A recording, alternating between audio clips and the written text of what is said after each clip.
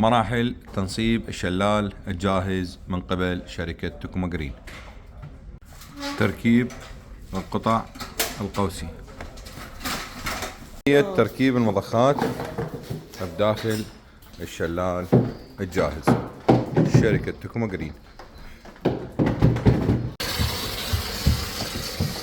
عملية ربط المضخات وملء الحوض قبل الاختبار والانهاءات النهائية. هنا اذا تريد تسوي شلال ببيتك خلال 3 ساعات نقدر نسوي لك اياه بكل سهولة. انتظرونا حتى يكمل وتشوفون تفاصيله. عملية فحص للشلالات قبل الانهاءات النهائية.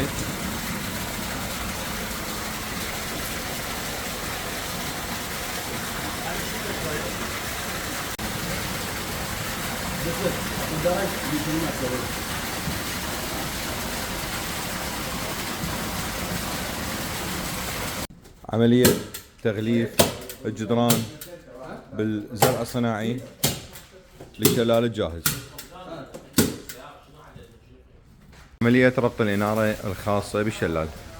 وصلنا للمراحل النهائية تقريبا الختام الشلال الجاهز.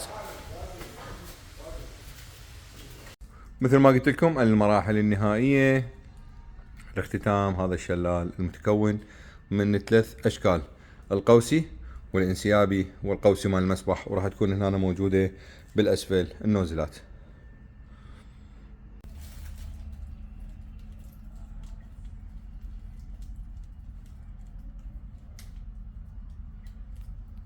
هنا وصلنا للمراحل الشبه النهائية إن شاء الله من صناعة هذا الشلال الجاهز، وإن شاء الله المرحلة الجاية راح تشوفوه شلون هو يشتغل كامل، وراح تلاحظون الجمالية والفرق بين القوسي والانسيابي والقوسي مال المسابح.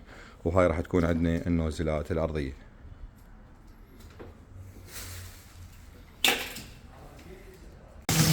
وصلنا للمرحلة النهائية وشغلنا هذا الشلال. طبعا هذا صار بهذا الشكل. هذا نموذج يتضمن القوسي العادي والانسيابي والقوسي مال المسبح، ويتضمن كذلك النوزلات العروسة والكروي. هذا صار بهذا الشكل هذا الشلال الجاهز. اذا تريد هذا الشلال تصبه ببيتك فما راح يطول عندك اكثر من 3 ساعات او 4 ساعات بعملية التنصيب، لان هذا كله قطع هم يفصلوها بالمعمل ويجيبوها جاهزة ويركبوها بس يمك. وهذا راح يكون الشكل النهائي. طبعا تقدر تختار انت الاشكال والديكورات وكل التفاصيل، تقدر انت تختار حتى الالوان، لان مثل ما قلت لكم هذا نموذج يجمع بين القوسي والانسيابي وقوسي المسبح والنوزلات الكروي والعروسة. تحيات اخوكم ماريو للشلالات.